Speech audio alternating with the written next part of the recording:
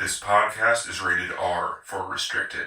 Under 17 requires accompanying parent or adult guardian. Mission 250.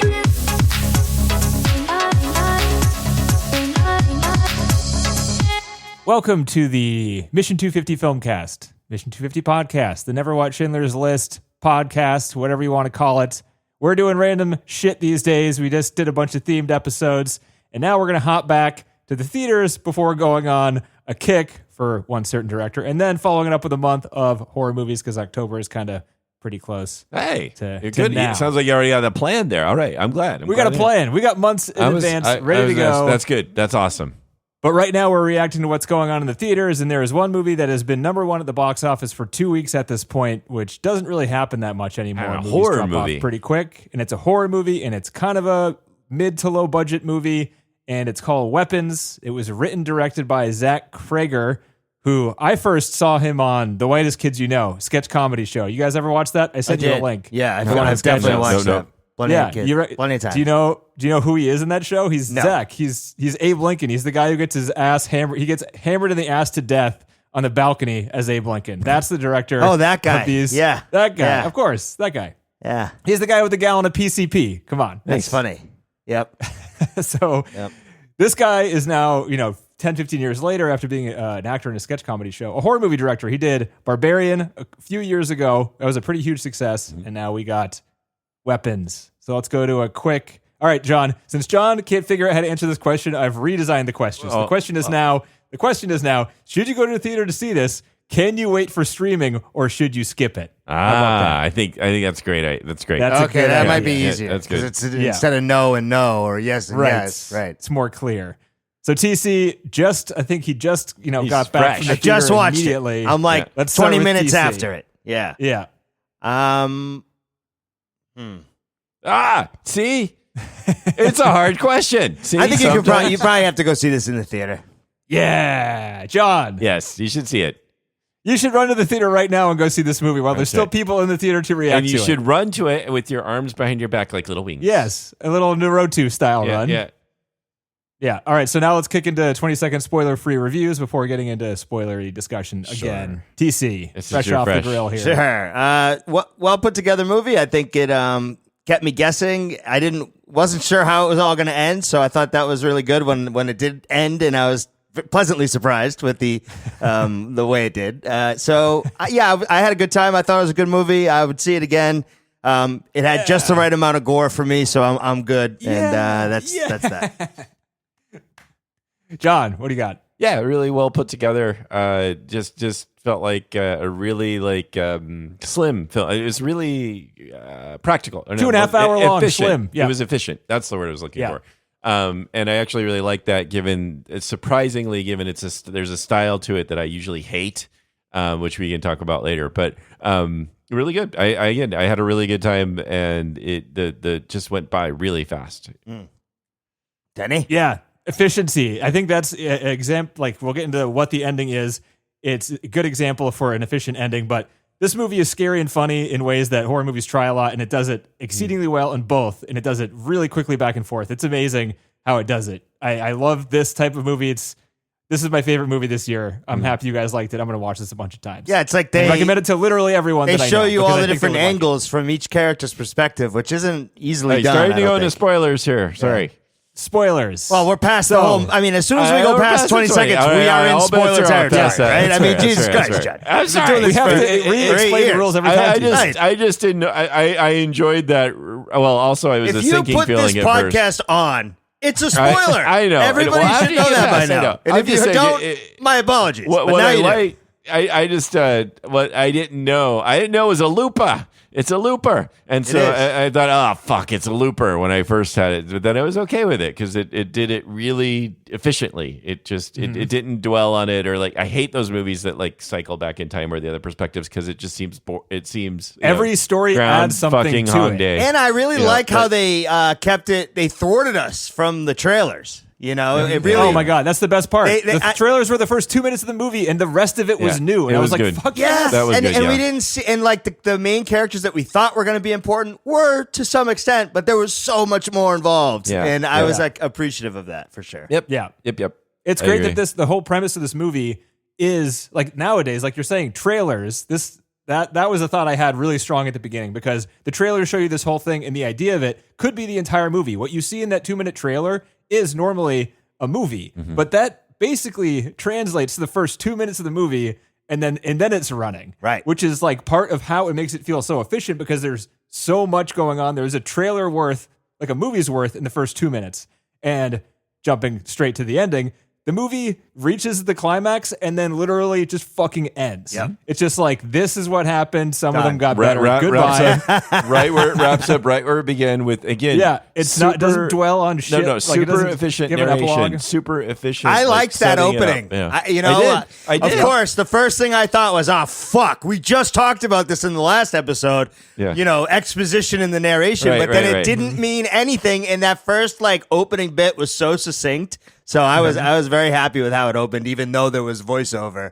It didn't tell And us then you're too off much. and running, and the story from the end of that narration through the rest of the story was, like you were saying, TC, it's just like, you don't know where it's going. Right. I'm curious to how this movie is going to be on a second watch, because a lot of the enjoyment was like, where the fuck is this going? Yeah. What is happening right Right. now? And like the humor and the horror, a lot of it comes from that. Like, I don't know what it was like in your guys' theaters. Dead. It was dead. No, Yeah. yeah, I was a little dead. I don't know why. Some people by me were watching their phones a couple times. I don't know, maybe their parents or I whatever. did but that a man, couple times, unfortunately, because it You did. texted me immediately. There's some spots where I'm like, this is kind of dragging on now. Like, I Right. don't actually really care about this really? one character. But well, the kid, I and loved the every cop, second. those two I didn't particularly care that much about. So some of their back and forth I got kind of bored with. But Okay. But I do love the humor. It's like the characters are saying the same thing that we're saying often. They're like, "What the fuck?" Like very often. when he woke and up from the it's really dream and he said and he screamed, Yeah. "What the fuck?" I got a good laugh out of that one. It was a good laugh, but I was It's very, like that's what I was thinking, Right.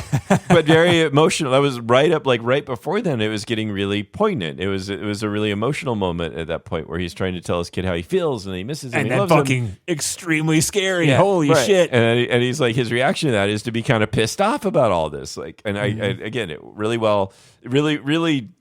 something that is done well. It's like the movies also, the things happening in the movie is like intruding in other people's lives, and they're like, fucking get out of my house. There's got glass all over the living and room. then, was yeah, right. hilarious. Yeah, I mean, that was funny. She's like, oh my God, these little kids just ran into my house. Oh, there's a man in my house too.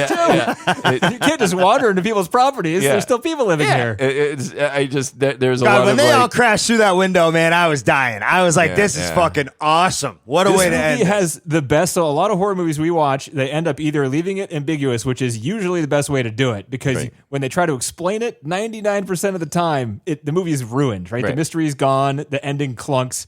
This is the best example I could think of in any movie I've seen that's a horror movie, and how to explain it and then but make it the best part of the movie. Very as well. little Right. explanation, though. Too, you still don't. It's not like as she's a witch, she casts spells. She's not telling you anything about her. You know that somehow they keep her alive and it's not working. That's it. That's all we really know. And I mean, I had questions about that. Like, if she had all these plans and she was Right. this good, then why didn't it work? I don't know. Because she It had just- the kids. Again, it wasn't. She was just, she was trying She's to. just grasping at straws. you Yeah, know? exactly. Making it Yes. up as she goes. Was she even a part of this family? That was another question I had. Was she like, like, did she? Well, yeah. I Again, mean, it would interesting seem stuff. that way because the kid then was able to, prick himself and his blood worked. You would think that there'd be some kind Oh, of maybe it lineage runs there. in the family. or it could just be anybody that maybe it's the branch that's magical. I don't know. True, because the branch seems to heal itself. She Right. snapped it a few times, right, and put it in water, and then it's back to normal the next time. Oh, so no, Or there's she had that like tree. a She source had a whole or tree something. that's an there, artifact. Oh, it that, was the tree. That's you know, right. She bought the tree. She had the in. little Oh. tree, so she could get the branches from there. Yeah. She's got plenty of branches anytime she The wants. tree is magic. Yeah, so I so see. anybody I maybe see. could harness the abilities. or Maybe, whatever. or like you said, maybe it does run in the family. Who knows? Like, I mean, it doesn't. They're doing a prequel, guys. We'll figure it out. Yeah. They've already greenlit Well- it. They're making money. Oh, are they Sure really? go. Oh yeah. Some This movie's other making director so will do much it though. money. Maybe I don't know. He's we'll Maybe. see. But anyway, He doesn't like to be forced into writing No, things. His again- writing style is pretty open ended. Yeah, but he gets to do whatever he wants to do now, so that's great. Probably, I And mean, he did for this movie too. We Right. can get into it. This Wow. deal was unprecedented for this movie. Yeah. Thankfully so. Fuck yeah, New Line, doing it again. betting it's big or really medium on small projects. Small Well, people again, making it's lot of a money. good like. Okay, this guy did good. He's got a horror film. He wrote and directed this. He did really good at Barbarians. It's going to be a low budget, but that's like 38 million though. That's not low. Well, low-ish, I guess, compared to medium. medium. Is that A medium? low these budget days? horror is like 5 to 10 Is it? million. Okay. And they make those a lot. Right. That's fair. This movie had a ton of kid extras. There was a lot of settings. I thought the kid was good. Kid was good. Yeah. He was good. He had to be good. He was. Sometimes I felt, and these. It's not like these are bad actors or anything, but I felt the teacher initially was the.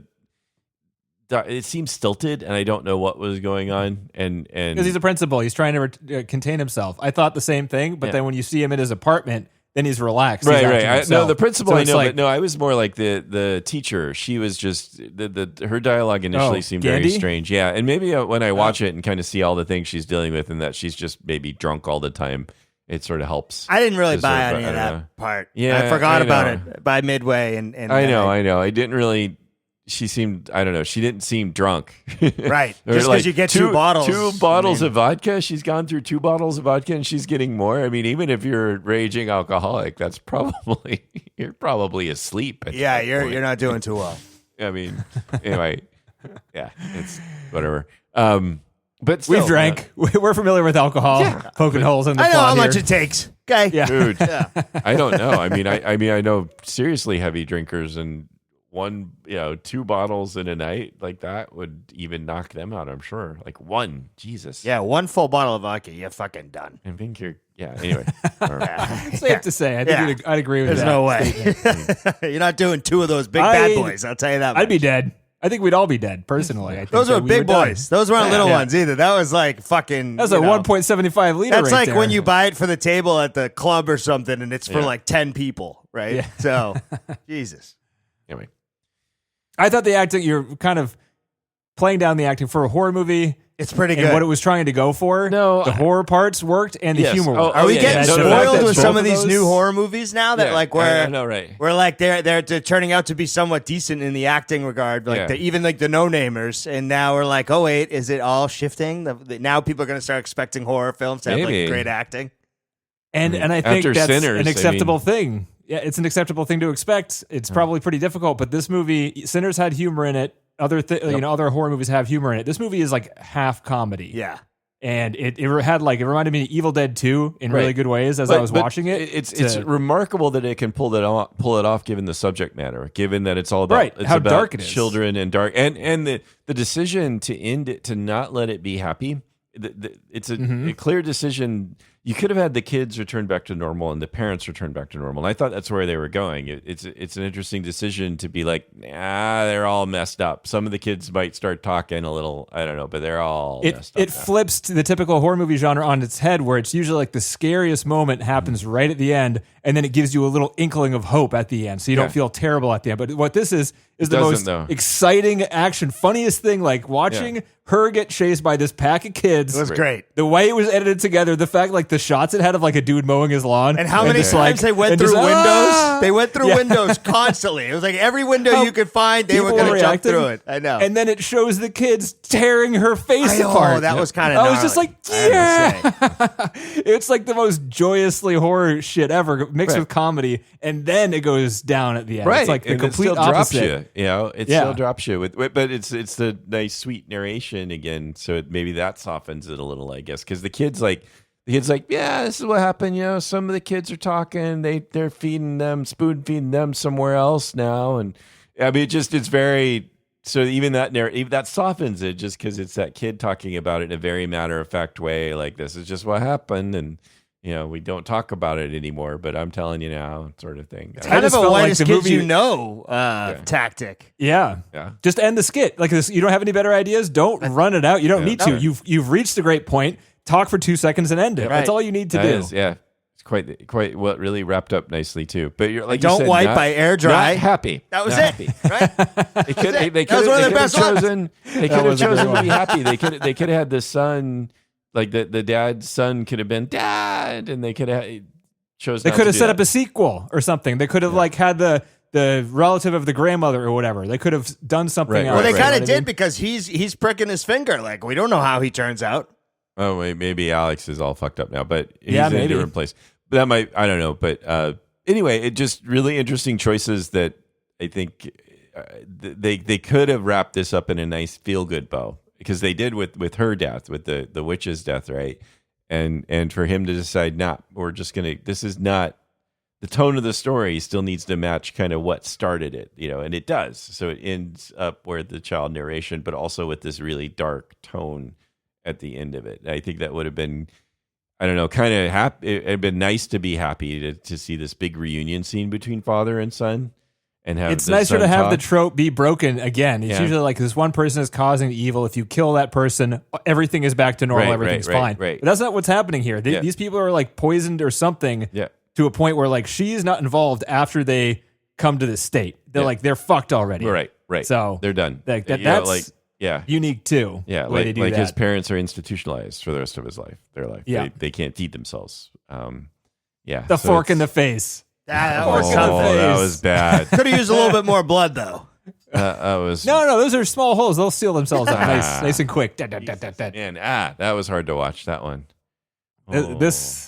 There like so the scenes. The reason I'm thinking that it might not be as scary or as funny, there are a lot of scary scenes. Like the scariest one in the theater that I was in was, or there was a few. So the scariest one was when the door. She's sitting outside. It's Oh, the main fuck. teacher lady. Yeah, She yeah. falls asleep Yeah, in the yeah. car. You see the door of the Oh, house yeah. she's Yeah, watching. The door opens and it's black, and you're like, what's going that on? was It stays good. Lots of black. good That was like the fucking, first 10 real seconds. like oh shit moment, right? That was the second one, right? Oh. Because the first one was when she was like dreaming in her bed. Oh, well, right, and she right, moves right. her head up. People shrieked. Oh, when really? that jump scare freaked the shit Oh, out of that's people. great. But this one, That was a very people, it moment, wasn't it? It Yeah. was, Yeah. yeah. And the fact, like, I didn't know what it was. Kind of jumping to this one now, but you don't know what you're looking at in that shot. Like, it is the woman that is in the clown makeup later, but when you first see it, both in her, No, dream I thought it was and the mom. I thought it was Josh the mother. Brolin's- The way the mom walked. I thought the Yeah, mom. 'cause I they- thought No, it was sorry. the possessed mom. I'm jumping to what TC said. Oh, So yes, okay. it was the mom in the sorry. one with the door where she comes out, and then scariest scene. She walks out slowly, looks fucking crazy with the scissors. Yeah. Looks in the door, goes off camera. I know. You hear the back of the door open. People in the theater lost their fucking minds. they should. When the That back was- of the that door. was- opened. That was Really a great good. like Yeah. way to It was hide amazing. it, Right. but keep it right in front of you. Right. And Yeah, The door 'cause opened, it the feels car, like you like, felt safe in sort the of car. like- You felt like you're in the car too. right. The way Yeah. the sound You're was, like, oh the way shit, that it's coming in. Yeah. yeah. Right. yeah, it let you in the way that it was an unbroken shot and how long it was and how it was creepy It was from beginning to masterful. end. Yeah, I agree. It was fucking amazing. Yeah. So knowing that though, I'm just again only seen it once. Knowing that what's going to happen, and she only takes a clip of hair. Like, is it going to be scary the second time? Probably Right. not. No, That's that's true. true. And the same thing with like both Julia Gardner's and Josh Brolin's dreams. They both end with this clown woman, which you hadn't seen Right. yet in the Right, movie. right. And when I watched the first time, I was like, "What the fuck is that? Yep. What am I looking at here? It's fucking But now scary, you this know, creepy ass." But not now you so. know she's a character, and maybe that won't be as scary. Maybe. Right. Again, I don't know. But Still, first time viewing with an audience. Oh, yeah. it was No, it was. It was hilarious we to listen had to a people quiet scream. bunch, but still, it was scary. I mean, I think it was masterful. Like a lot of really good door opening shots. Every time that door opened, It was Yeah. creepy. to complete Yeah. blackness. Yeah, Yep. it really was done well, and usually done in silence, right? So just There was a lot of usually- silence in this one, Yeah. I noticed. Yeah, Yeah. I also It's, loved the way it looked, like a lot of horror movies do. I mean, what was the one? Heretic had some creepy corridor scenes. There was one scene where they're creeping down the corridor and there's like a statue and it was creepy. Heretic. This movie has- Heredity. It was Heretic, wasn't it? Heretic. Heretic? Heretic? Yeah. I don't know. Yeah, heretic. Not talking about Hereditary. Heretic. Heretic. Oh. Which one's The one where the Heretic? two Mormon girls go into the house and it's what's his name. God damn, I was and, like thinking, isn't and that they're the trying. Exorcist 2? What are we talking No, about? I so forgot. there's one Yes, creepy sorry. scene in that movie where they're walking down the corridor and there's a statue and you can barely see. Oh, it yeah, looks like a yeah, human that sort was of really thing. good, yeah. This movie is chock full of scenes that are in dimly lit houses or dimly lit exterior scenes, and it's hard to see, but you can see everything. But it's just hard. Like everything is right on the brink of you not being able to see what it is, and it's creepy the whole time because the camera's moving slowly. It knows you're looking around for something, and sometimes it shows you something, sometimes it doesn't. But it's that shit too was creepy the whole time. I Yeah. loved all of it. No, the lighting schemes were good, especially on the inside with the fact that the newspaper was all over the windows and like it kept a nice, even, dull look, like you're saying. Yeah, they did a good job on the lighting stuff. Good job. Yeah, setting that up, letting you see those silhouettes of the people just sitting there. That was, dude, that was reused. So scary. Again, it redone a number of times for effect, like because you knew, like when the kid goes in there. Or the junkie's going the in way there, he reacted was so funny. So funny. When he realized they weren't doing anything and he kept stealing, I thought that is fucking hilarious. When she went back, like she looked in the crack, she jumps. Everyone jumped in the theater, and it pauses on her face, and she goes back to look at it. Yeah. Half the audience went, "No, like don't do that. Why what are did you you doing?" do that? Right. You just made all that noise. They know you're out there. Like leave. Yeah. It was good. Yeah. Yeah. Yeah, there's a lot of like that save the cat style writing where it's like we're going to show you something, we're going to show it from this perspective, and then we're going to lead back up to it later from somewhere else.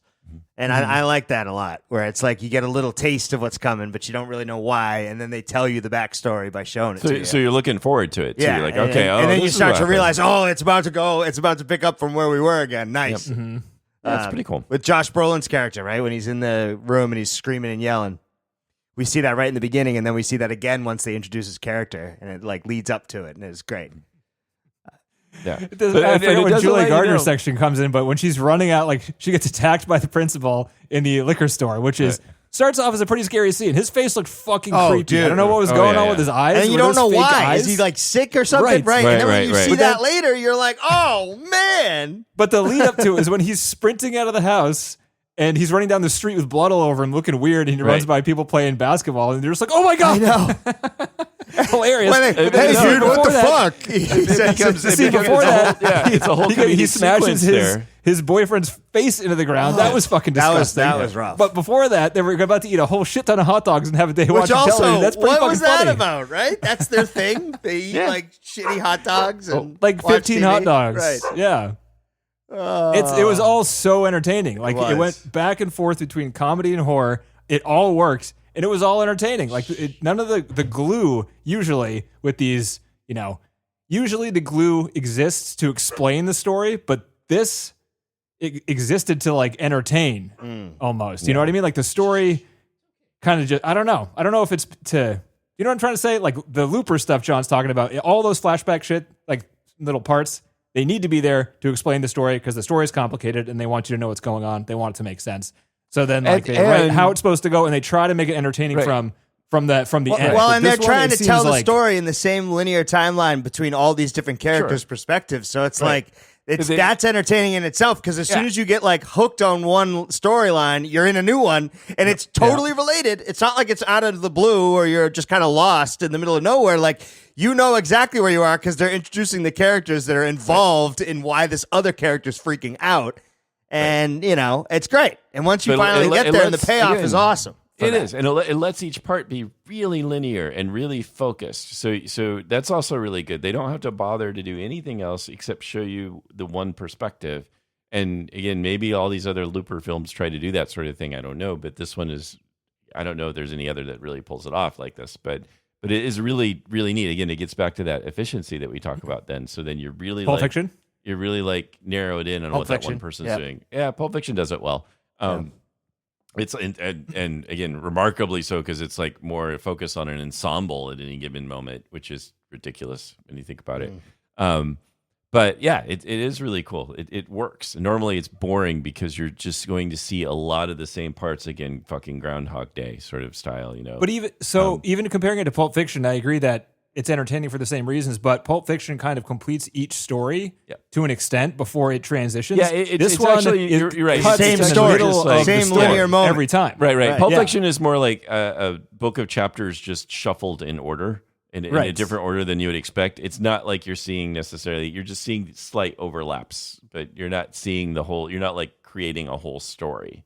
And the movie it trusts you because usually, like seeing this on paper, you would think that the audience might be like, why would you want to cut it in the middle of the most exciting moment? You might anger the audience because they want to see what happens. But you know the movie is going to get back to it. Right. Like, I was like, Yeah. I can't wait to see how this comes Well, back. I Like I didn't knew know- it was Yeah, going to go once you back get used to to the rhythm Once of you what use they're it, yeah. doing, you're then Yeah. all of a sudden you're like, okay, now I get to see the next character. Yeah, What are and they it was gonna see? exciting. Right. I was like, I could have watched more of that, but I'm excited about what they're about to show me yeah, again. This is yeah. going to be sweet. And that was fun too because it was fun realizing it was a loop because I didn't fully realize it was a loop until Josh Brolin's character is speaking up in the town in the student town hall again. And it's not just It's not loop really after a loop, loop, right? right? It's just like It's- different it's- sections of the same the period. same- of time. It's not a loop. right. That's not fair. You're right. It's not fair to call it a loop. But I didn't know that We're we not were jumping doing back Tenet in. or some bullshit No, no, where no. we're going Right. back Yeah. in time. There's and not looping one around. point Like, in fuck time. that. Like, No, bam. no, You're this right. is like But- the same 5 hours Right. from 5 or 6 different people's perspectives. That's a good point. I just didn't know it was going back in time at all though until he got there. And I was No, fine with and that. the I was, part that you did know, go back in time was when the kid was like, when they were telling the story of like how the kid had to lie for a few days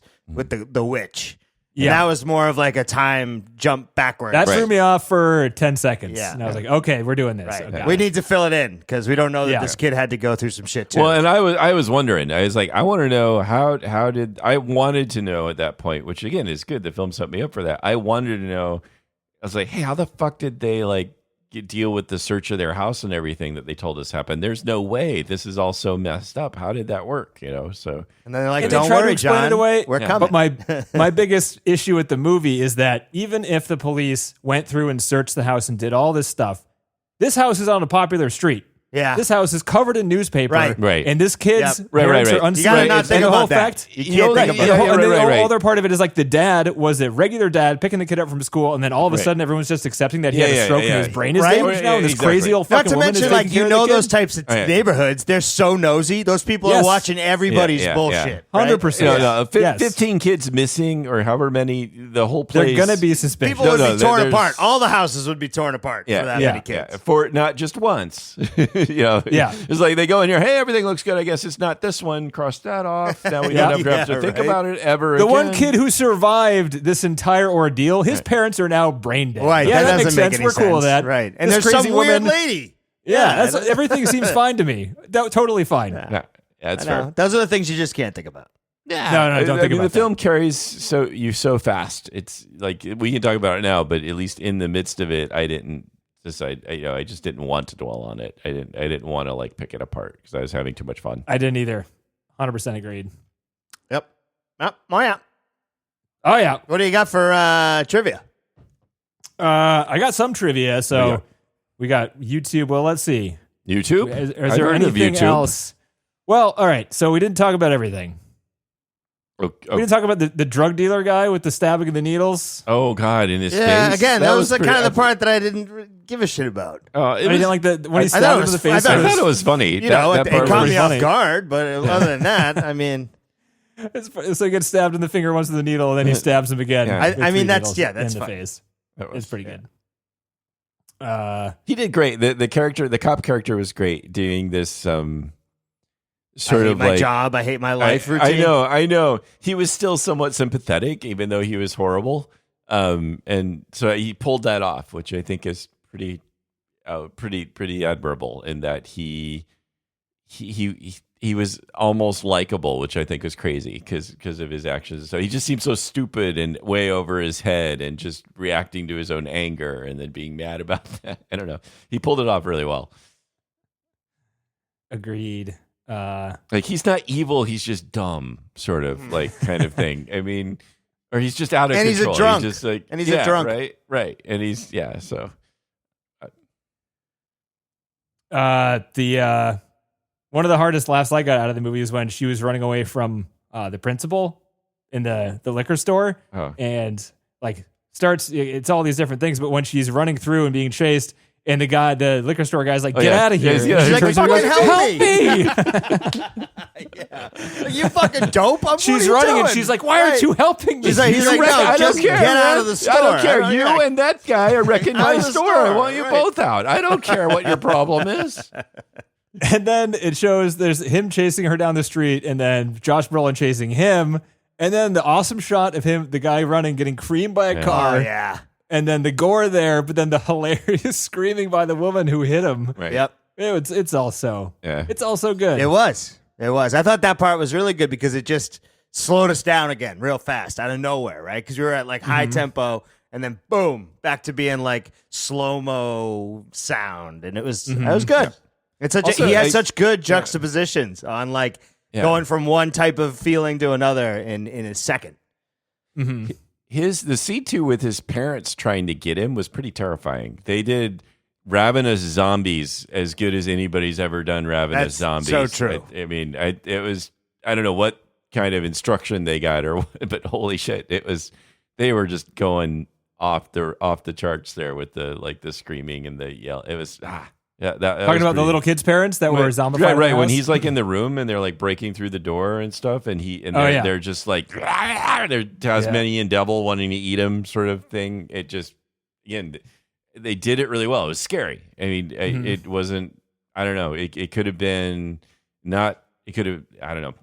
They could have done it any number of ways, but it's pretty terrible. And every zombie film does this, where you've got the zombie coming after you, doing whatever the zombie's going to do. It's going to be moaning, or if you're And there's no door. There's no door that can get in the way. You know, right? This one has the Shaun of the Dead thing, where it might have like you having to knock the zombie down 3 times. Right, this movie has Josh Brolin throwing was that so drug dealer funny zombie when they That was like also 10 pretty times. good, It just kept coming. It was like what, It 6 kept times? happening. Six times or something like It that. was so was funny. That was hilarious. And I also loved it during the scene right before, like when he triggers his parents, they draw the line with the salt on the ground, and it shows what happens with the downstairs when she goes over the salt. But then the kid intentionally has the close up of the toe, and then the sound it makes where it's just like bing, like when he touches the ground, it makes a comical sound, and then the parents are chasing after him. It's great. Yeah, That was good. Also scary. Energy. Again, Lots of energy. Like scary, Funny, comical, like, energy. Yeah. It's really Or- kind of mixed really well. Yeah. This guy's going places, I hope. I mean, he's kind of already been there. He's just not. It like, has in been. Yeah, he is. Limelight, Only I 2 guess. movies, in a though. Only place. 2 movies. He's been working steadily now for how many years? Yeah. 20? I don't know. Maybe he's going to go be a Doing pretty musician good. after this or whatever. I don't know. He was doing Top the comedy jumping acting. genres. He's only Yeah. 44, so he's got a long ways to go, really. Oh, damn, really? All right. So he was young in the Whitest Kids, I always thought that he was the best actor, so maybe he's got some acting. There's one skit where a couple hunters accidentally shoot him, and it's like one of the scariest Whitest Kids skits because they're talking about like murdering him because one of them's talking about like what happens. He's like, you're not supposed to shoot other hunters. Like if we just kill him here and walk away, there's a bunch of other hunters around.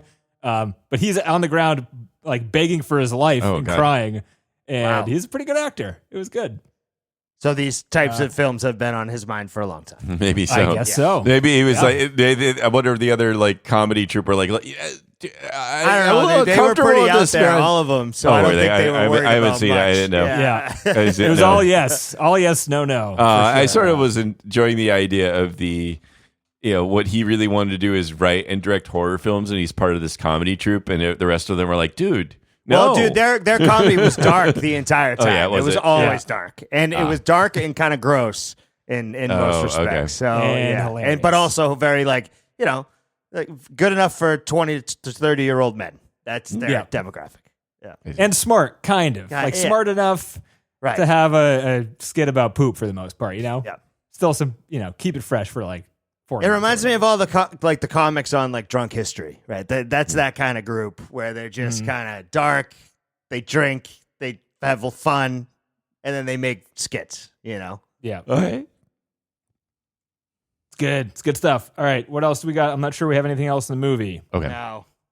Or should we? What are our appetites for watching Barbarian after watching this one? Not next week, but like in general. Well, Yeah, we've got I horror wanna- month coming up, so we can throw some of these We along, do. right? I definitely want to see it. I want to see like where he was before Yeah. this one. So Well, I very much And then want he to see did it. Companion, which we saw, right? No, that wasn't No, him. no. Oh, that This is was the he in second it? movie. Was he in it?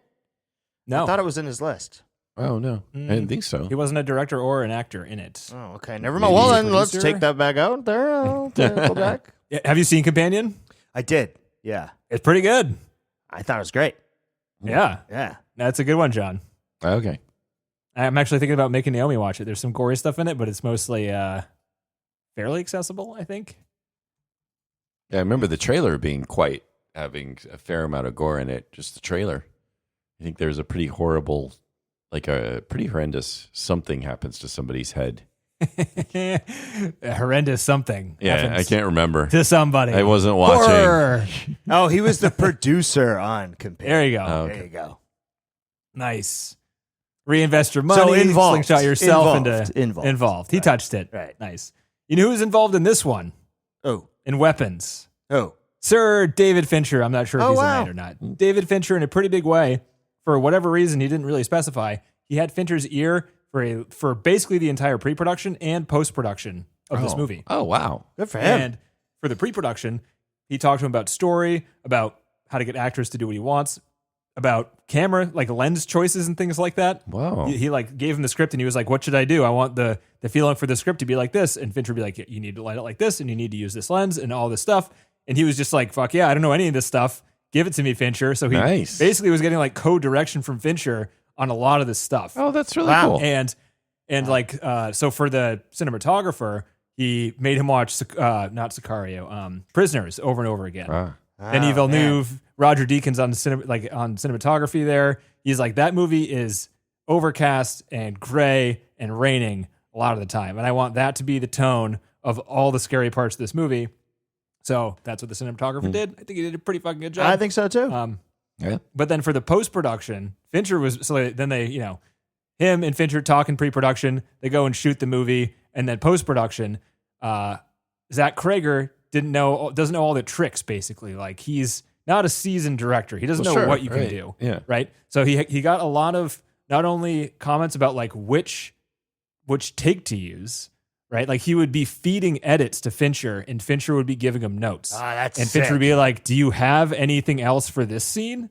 Like, do you have another take? Because I don't think this works. And he's like, we have this other take, but like the audio's all fucked up. And he's like, there's this tool you can get. It'll automatically fix the ADR, the camera shake there. You can digitally fix the shake in the camera. Like, you can fix the other shot. So put that other shot in here, send it back to me. I'll let you know what I think. And then like, he was helping him edit the movie. That's He was awesome. helping him learn about tools, how you could fix shots.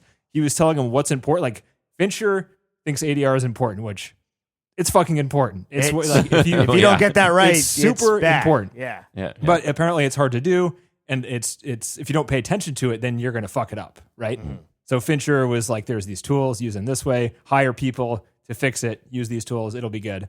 So a lot of that stuff, even within the shots, like how long to have a shot for the tone he's going, like he was a co-editor. He was a director, a co-editor on this movie. He was there. That's awesome. He wasn't actually there. It was all just conversational Yeah. stuff, but he would send It's him like shit the and get consultant feedback from constantly. afar. Right. You know? Did you Yeah. like did this? Was there a YouTube special on this or something you saw that? I mean, just where did you get all this info? Because it wasn't. I didn't see it There's in the articles wiki. written. Oh yeah. There's articles written on it. Yeah. All right. You gotta have So some references. Zach Cregger man. has references. Well, you should never say hate other other people's people's yeah, work. well, Just what are your trust me. sources, Denny? Just Yeah, you trust put up your me, John. sources. I don't What believe have you. you ever asked for footnotes I'm before? not What, distrusting John? you. I'm just saying credit other people's work that did this. That's all, so that other people could know about it. and look No, This is the first we're time not you've doing ever that. asked me We're for not this, doing John. that. No sources. Oh, okay. Sorry. Let me just type in. Just to let's spite see. you, John. There's a Vulture article. There's a Vanity Fair article. It's it's look all up the around. I newspaper. know. It's sort of hard a to say. thing. Yeah.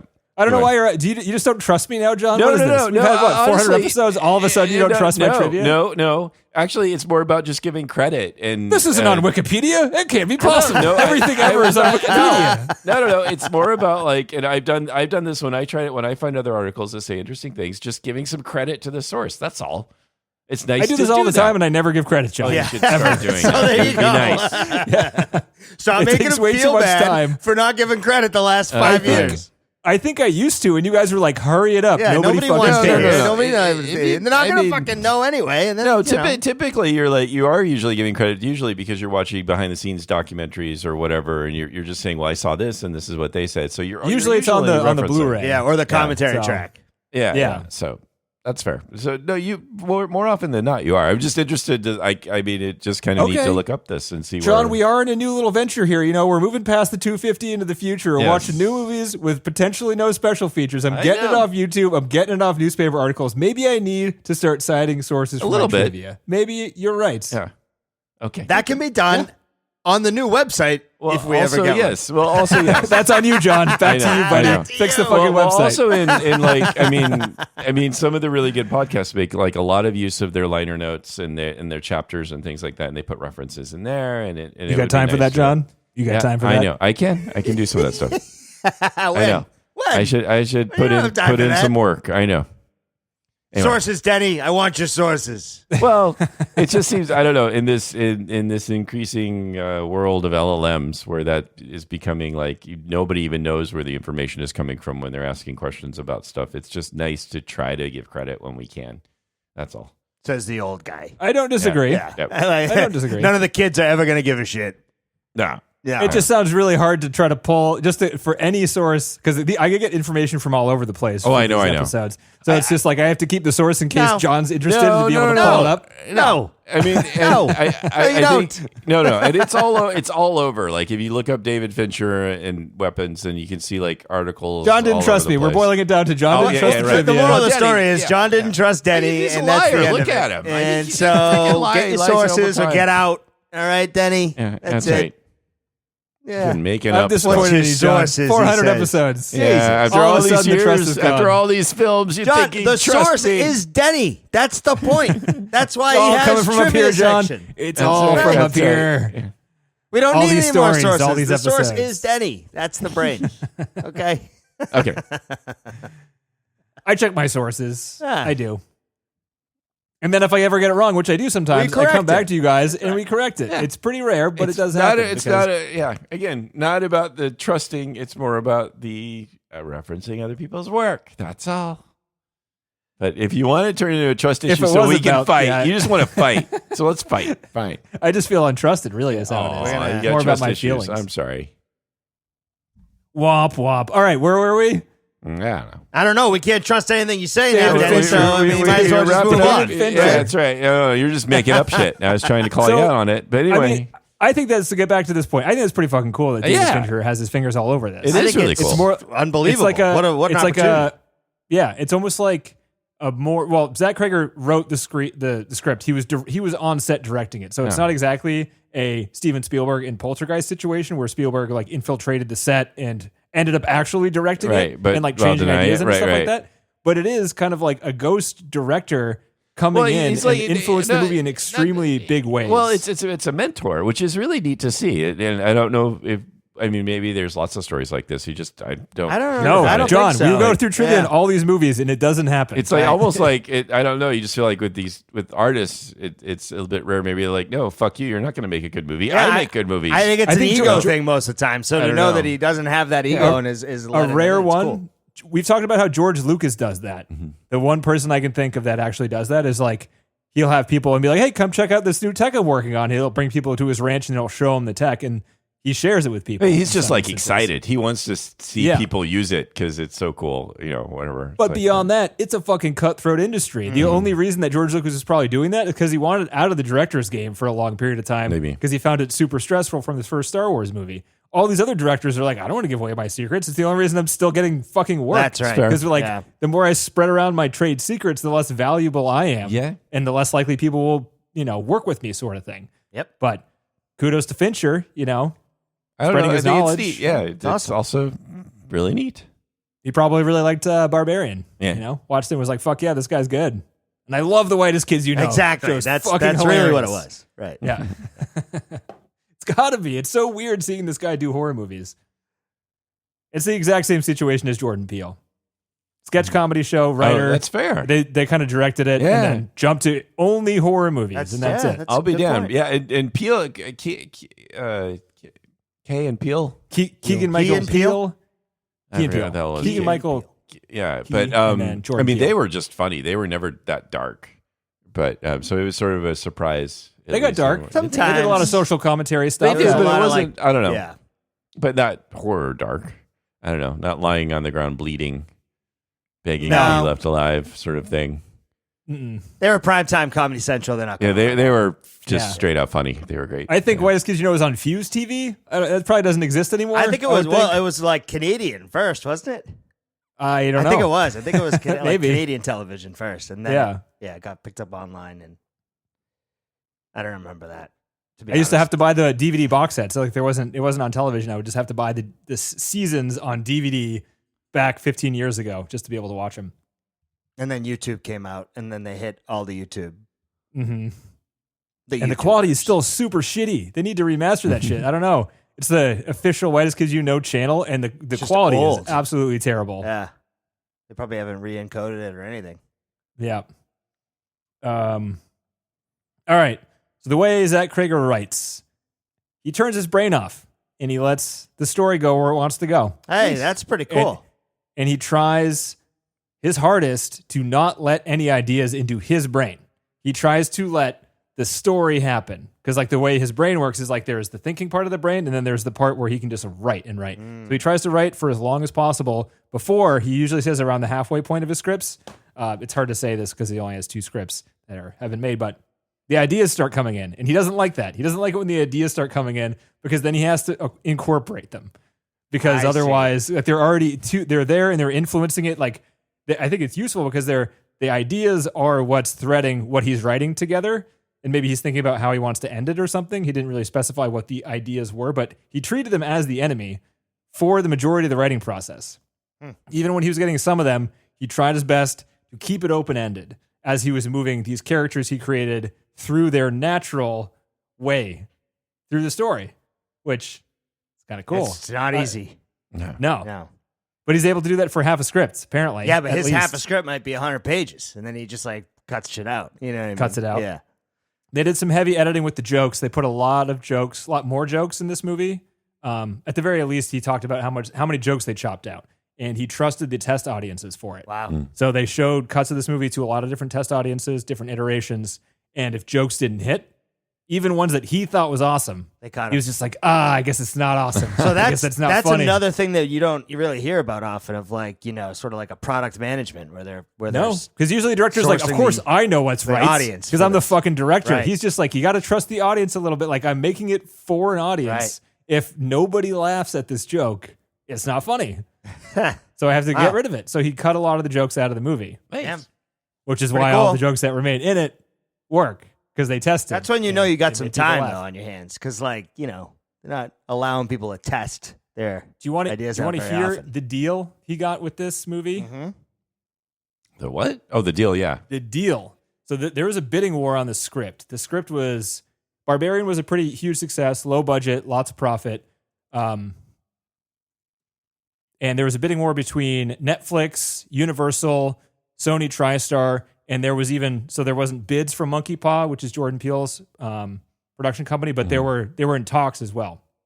So all those people plus New Line ended up winning, but there was a bidding war, and I think Netflix offered, from what I've read, there's like some conflicting information. Seemed like Netflix offered the most money, but what New Line offered was the second most amount of money.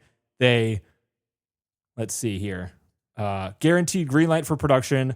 Final cut privileges for Cregger, an interest in a back-end plot, so a sequel, which is going forward right now, and most importantly, guarantee of theatrical release, which Netflix never guarantees. Right. All of that for a guy that made one horror movie that blew up. And but he is prolific, right? So you know, like, because they've made so much shit, right? He's just, and in the way he probably comes off to people when he's like, oh yeah, I write 300 pages. He's a great.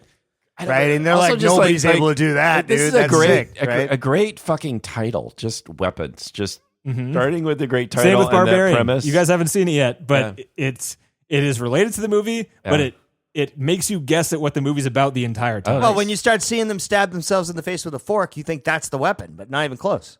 I thought the weapon was in the dream, where it was the giant freaking machine gun. Well, that was What was that about? I thought this was all going to be about gun control or something at that point. I was like, I still had no idea where it was going. Did you have any information on that? Because that confused me too. What's with the AK-47?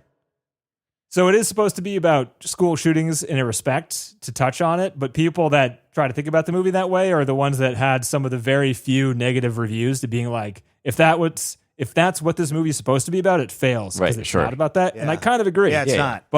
But what Zach Cregger talks about is like, I think it's weird, and I wanted to put a David Lynch, to transition to David Lynch next week, a David Lynchian scene in this movie, and this is it. This shot right here of the gun above the house will just make people go, the fuck is this supposed to be? And there's no answer. There you got It's it. just a All fucking right. gun Thank above you. a house during a dream. Okay. And it's just supposed to be a weird image. It was weird. And that's it was strange. And I mean, okay. You get Yeah. one.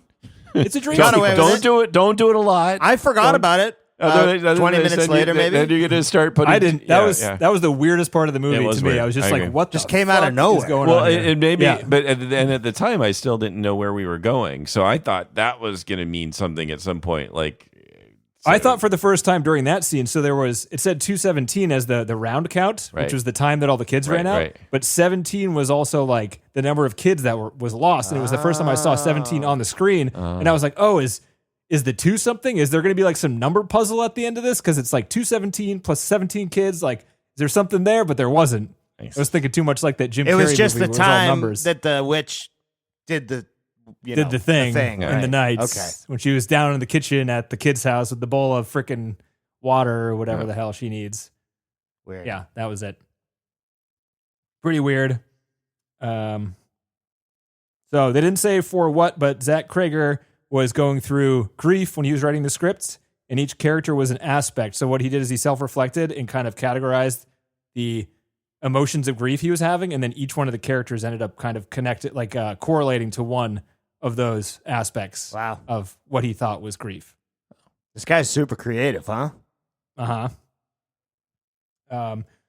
I don't know if you noticed, but for all the scenes, so like this movie is split up between characters, as we've been talking about.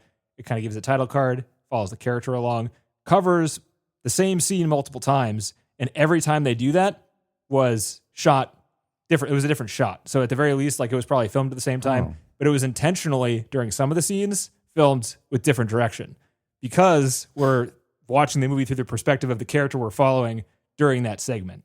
So like you might be able to tell that some things happen a little bit differently. So like when the teacher character and the cop character meet each other at the bar, that first 10 seconds of the interaction happens differently. So it's not just like the camera angles are different, but like the interaction happens differently. It's pretty close, but it's different. And the way it's different kind of informs what the characters are thinking about the situation. Wow. And that's the intent. Pretty cool. And that happens multiple times throughout the movie, and it's all intentional. I didn't really notice that much of a difference. No, that he didn't want you to notice. It was just supposed to be subtle enough Right, where this like just gives you a it's feeling. just right. And it's great. Yeah. It's great how you don't Yeah. notice. So from Wikipedia, it was Trevor Moore's death. Who Sources. Wait, what? Was it Trevor Moore? Trevor That Moore was so is- sad, is a man. collaborator from The Whitest Kids You Know. He was kind of the lead guy. Yeah, he's the Oh, tall he's one. dead? Yeah, He fell off a balcony Oh, like no. 2 years in ago. 2021. He Oh, that died. guy was hilarious. Yeah. Yeah, I guess he was drunk and fell off the upstairs balcony of his home, or he may have been drunk. Oh, Alcohol was involved. man. But I mean, That's One- a shame. It was a tragic thing. yeah. Yeah. One nice 1 month prior to the accident, just going from Wikipedia from Trevor Morris, he said he made a tweet and he stated that upon his death, he wanted to be referred to as local sex pot in his obituary. And so a number of news outlets made sure to refer to him as Yes. local sex pot Trevor He Moore. wants it. He's not joking. He wants That's that. hilarious. He was it's funny. That's too A bad. lighter side there, but Yeah. sad. He was the lead guy in like over 50% of the skits Yeah. in that show. Yeah. Damn. So that makes sense.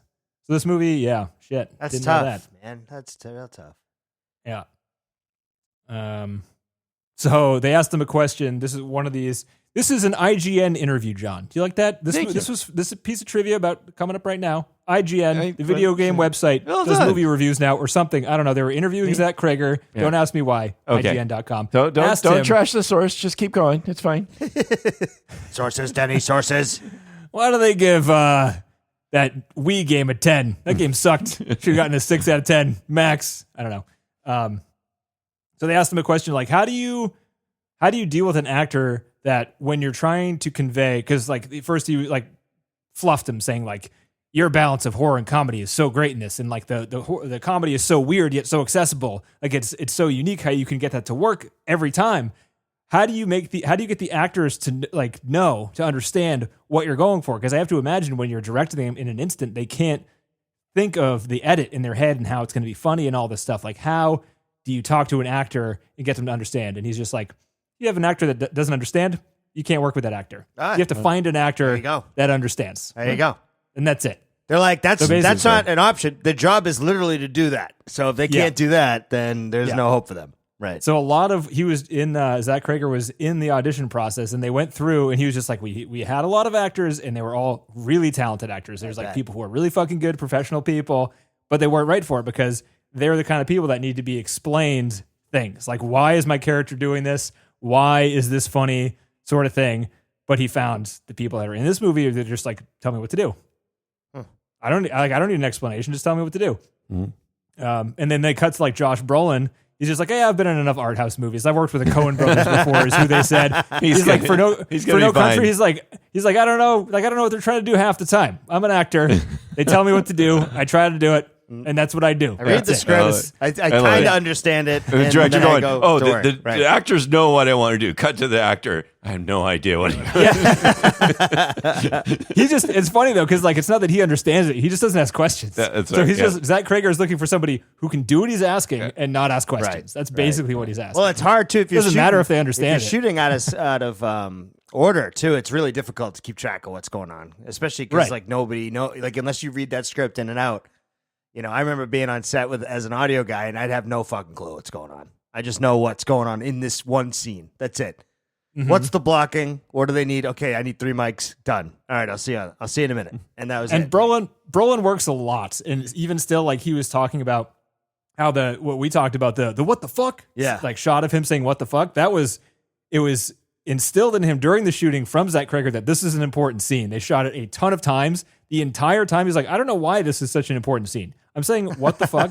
That is said 1,000 times every day. There's nothing unique about this. I don't get it. But then, like, there was one take that Josh Brolin liked. He thought it was kind of funny, and it was like an accident because, like, his voice cracked and, like, he overdid it. And that's the one they put in the movie. And he's just like, it's fucking great. Yeah, it is. It is really good. It's one of the highlights. It stands out there because it mirrors the audience so well. Yes, great. It's right after he sees the fucking gun in the midair. Wall. And then he's saying it. You know, he's telling his son he loves him, and then he gets creepy son, and he wakes up. Yeah, it's great. It's great to feel like connected. It was a weird, like a really tight connection with the movie when that happened. Yeah. Everyone felt it in the theater. Yeah. Great shit.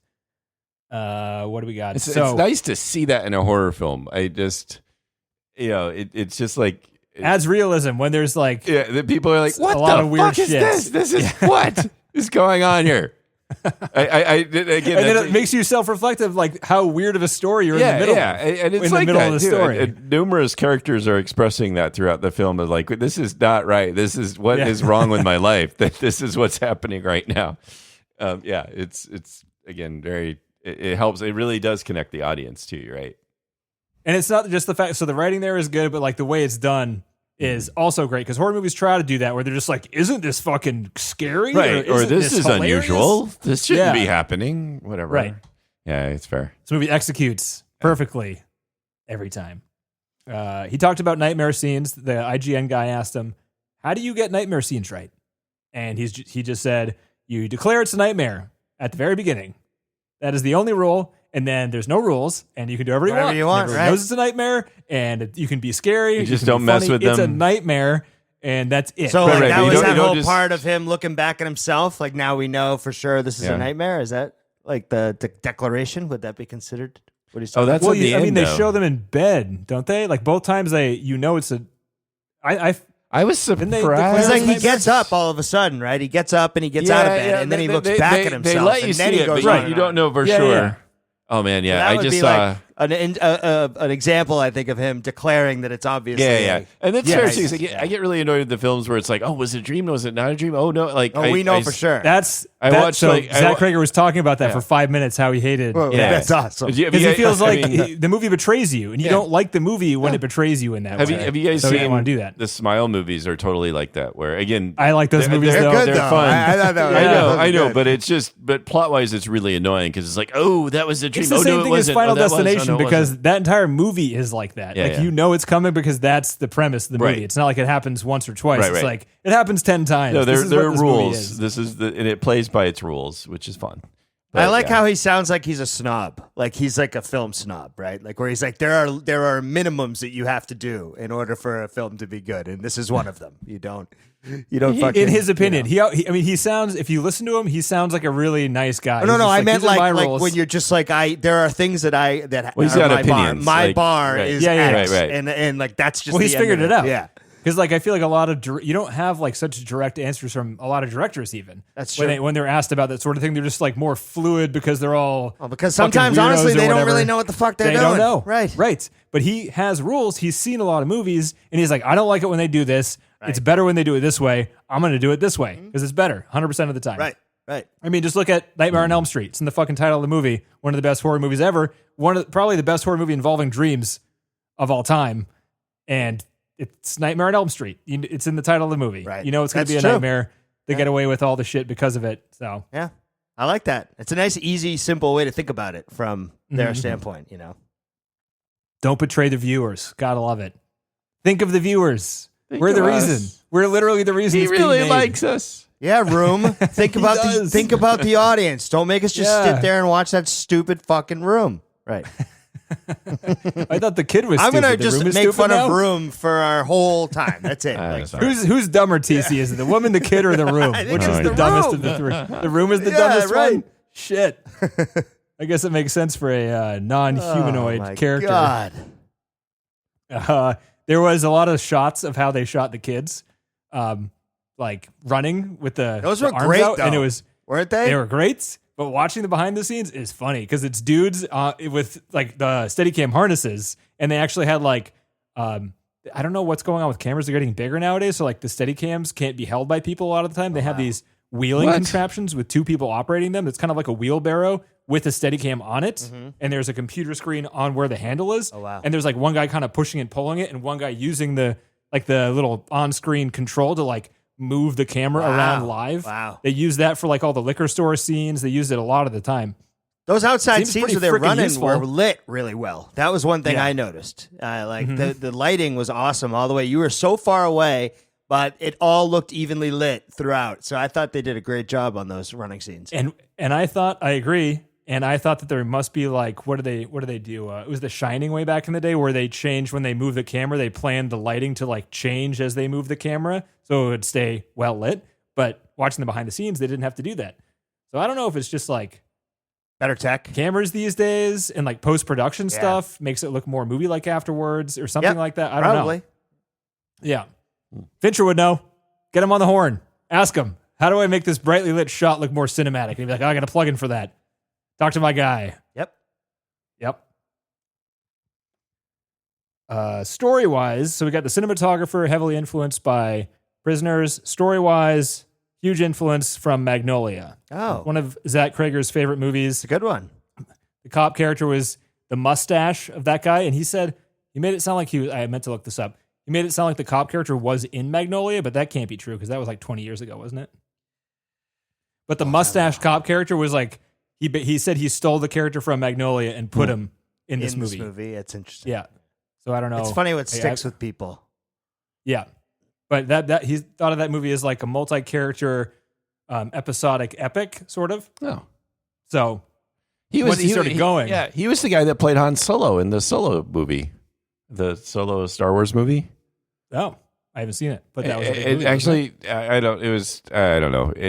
Star Wars was maybe oversaturated. It's actually a fun movie. It wasn't bad. He was good. That's good. I thought he was good. He was in. He was in that's- Oppenheimer. Was he? Cocaine Guy's a Bear. friggin' star. Wow. Yeah. I didn't write. He's got like kind of the everyman face. It's kind of hard to pick him Yeah. out, I guess. Yeah. Rooney Mara, excuse me, Rooney Mara and Elizabeth Olsen refused the lead role. Oh. How come? I don't know. Oh. Rooney Mara, I mean, she's great. She could have done it. Yeah. She needs to work. I haven't seen her in a long time. Elizabeth Olsen's in all these MCU things. She probably can't be bothered She's to do anything fine, else. right? Yeah. Yeah. She Yeah. doesn't need to. But I mean, yeah, I thought this actor is great. I mean, she was in The Americans. Julia Gardner. Mhm. She was in Ozark. She's good. Yep, Amy Madigan was great too as the weird aunt, and she has been in a ton of TV and movies and films. She's married to who's she married to again? Again through Wikipedia, Ed Harris. Oh, how about the Wiz? Did you guys recognize the Wiz from Seinfeld? Is the chief of police? Oh, I'm the Wiz. Nice. I'm the Wiz. Yeah, I didn't know that. Seriously? The guy's still getting work. Look at that. Yeah. That's great.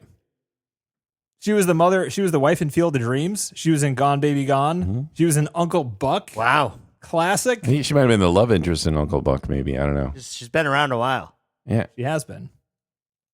She loved this character. She got to make a lot of the character choices with Zach. oh, Her nice. motivation and backstory. He's just like, your two options are, you're either basically like a crazy woman where she's just like a druid, or you're an actual supernatural witch character or something like that. She's like, I'm gonna go with the witch. Yeah, that makes sense. And he's like, great. And I'm not sure it actually affected the movie like at all story wise. It might have informed some like acting decisions or something, but like just playing with the people seems like what he did a lot. There's a lot of like shots of him interacting with two actors in any given scene. And it was a conversation between the three of them, basically. Like he had what he wanted, but he wasn't like telling them what to do. He was just like, how about you try this? It's an interesting And combo of like this guy's got lots of opinions, but there seems to be a lot of flexibility too. Like he certainly seems to have strong ideas about what he thinks you should do, and yet there he is like saying, "I don't know what you are. What do you want to be? Which direction do you want to go?" Which is kind of interesting that there's that flexibility there. The way, not to too early compare him to Stanley Kubrick, but what Julia Gardner said was that when things were working, he knew it and he let it ride. He wouldn't say anything, but when it wasn't working, that's when he would start talking to you and he would work with you until it worked. So like, and she was like, that sounds like that should be common in Hollywood because it seems like such a practical way to approach this, but it is not common. It is very rare. Damn. Is what Julia Gardner said. And that's something that Kubrick did. Specifically for the Clockwork Orange, right? Like that was his like approach of just like do it until it works. We'll figure the story out later. As long as the scenes are good, the movie will be good. Unless you got Marlon Brando in it, and then you fucked. I don't know if Kubrick was. This earpiece isn't working. We need new batteries for the earpiece, everyone. I'm You not can't sure hear if the Kubrick lines was being also read to him working anymore. with I have his no idea actors. what he's saying and why, but that's it. Yeah. That's all we got. Yeah. I don't know if Kubrick was as cooperative with his actors, though, either necessarily. I don't know. He just kept making him do the takes over and over again. Right. I didn't know. You're not done. Do it again. Why? Just do it again. I don't know. Just because I said so and I'm the director and you're going to do it again. I guess I'm talking specifically about the Clockwork Orange for Kubrick. That's it. One movie example. Great connection there. Thanks. Yeah, I'm great. Hey, Good job. you are Sources, good. You're doing Danny. great. Sources. I want Pedro. your sources. You're doing a good job, Danny. Pedro Pascal was cast in this movie. It didn't say which character, but I have to imagine it was the Josh Brolin character. Yeah, it was. Probably. Yeah, it was Yeah. Brolin from Wikipedia again. He It probably had would to have been go- good, but he did Last of Us. So give someone else some. He's like, he's I'm busy. sick of that guy. Zombie love. Get out of here. Right. He's in too many things these days. Get the fuck He out of really here. is. Yeah. But he left to go do the new Fantastic Marvel movie. Four. Fantastic Four. Sure. Yeah. Yeah. Which Julia Gardner apparently also was in. So she found the fucking time. Pedro, come on. Julia Gardner didn't He find the is time to do ridiculously it. busy, though, man. Holy I shit. know. Dude, we have a Pedro Pascal bubble in Hollywood right now. It's going to burst. I predict in the next 2 years. Maybe. He's very likable, though. I like the guy. He's too likable. He's the same guy every movie. Yeah, that's he fair. seems so happy to be in the movies. I almost can't stand it. He's great though. I He's like like, guys, him. can you believe I'm in this? I'm so old. Right. I became famous when I was old. Which Isn't that is great? not easy to do. No, Oh. it is not. It's weird too. I've seen like on Reddit pictures of him when he was younger. Not surprising. Good looking Oh dude. yeah, so he's been Back when good looking. younger. He was always good looking. He He's just been didn't have the good. Right. opportunity. Right. Right. Yeah. And he's been acting. He just hasn't had a break. So that's right, kids. If you're old and you're ugly, you fucked. Get the fuck out of here. If you're young and ugly, you got to be really ugly, like Right. Paul Giamatti ugly. That's you know what I'm right. saying? Like it's got to jump off the screen. You might be Sorry, better Paul. off doing a you, live Paul. stream playing a video game. Okay. Turn the camera off. Stream your video game. That's right. What else we got here? So the running stance. This is a little bit of a dark piece of trivia. The stance of the Naruto Run or whatever the fuck we were calling it Yeah. earlier. The influence of that was the famous Vietnam photo of the young naked girl running away from the napalm blast.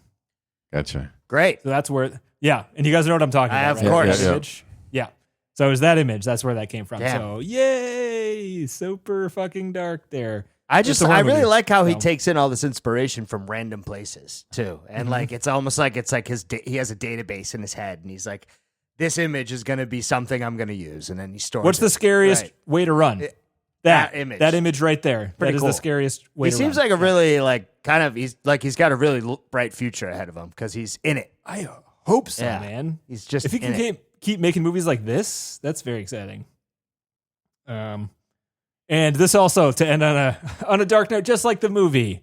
So the kid taking care of his parents, feeding them, doing the grocery shopping, all that shit. That is reflective of Zach Cregger's childhood because he had one parent and they were an alcoholic and he had to take care of him his entire childhood. Ah, So that part was that portion of the movie. I mean, Yeah. shit, man. You write from what you know, right? I mean, that's kind of the best Mhm. shit that comes up, and it's probably cathartic for him to write about it in that way and Probably. distance himself Yep. from it now. God damn. Yeah. Brolin's ridiculous. I forgot all the things. So he's like, he was Thanos. He was in No Country for Old Men. He I was, love it when he's John- in, I love when John just Dune. jumps in totally different Yeah. avenue. Where Remember we were talking about Josh Brolin 5 minutes ago? He's in Yeah. a different universe. I'm catching He's up. nowhere near Just- us. It's just me and you, Denny. We're talking, know, and then I John know. is I'm out off in my on, own head, and then John, I'm did just you hear how sad oh, Zach man, Cregger's like- childhood upbringing I'm was? just thinking For fuck's now, sake. just John sharing- goes quiet for 2 minutes. It's because he's reading something else that he's going to jump in on Yeah, in that's 5 right. minutes and have no clue where we are. Sorry. Yeah, that's what I was doing. But I'm sorry. I was just like, wow, God, he's like, he's worked with just everybody. Like, he's in Dune right now, and he's like, I mean, it's Josh just kinda- Brolin's in it's kinda Dune? We should ridiculous. probably watch that movie. Is that supposed to be good? What's that? Is Dune supposed to be good? Oh, I don't know. I didn't know he was in that. Just science fiction's trash. You know that. So. The bottom of the barrel. Sicario So- he was in, which again, I liked that we one. got to get to that one at some point. Okay, No Country for Old Men. Or sorry, yeah, that one. No Country for Old Men. Yeah. Is that one of your favorites there, John? That's a great movie. No, it's I crap. really like it. Coen Brothers are crap.